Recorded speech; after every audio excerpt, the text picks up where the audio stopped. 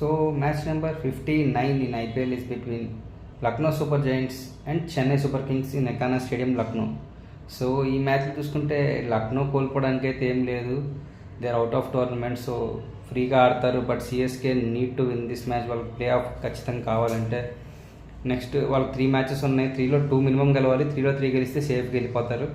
So it is very key match for CSK and ఎల్ఎస్జీకి అంత పెద్ద ఇంపార్టెంట్ ఏం కాదు. But they will try to win this match definitely.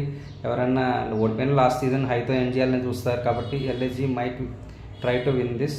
And other side సిఎస్కేకి big blow. అసలు Jamie Overton injury అయ్యి UK వెళ్ళిపోయాడు. He's been the consistent performer for CSK in this season.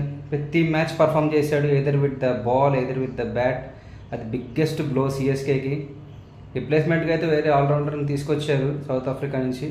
But అతను ఎలా పర్ఫామ్ చేస్తాడు అనేది అయితే చూడాలి. అతను టీంలో ఉంటాడో ఉండో కూడా తెలియదు. సో యాజ్ పర్ ఫామ్ చూసుకుంటే definitely CSK back to back విన్స్తో మంచి ఫామ్లో ఉంది. బట్ ఎల్ఎస్జీ అంత ఫామ్లో అయితే లేదు.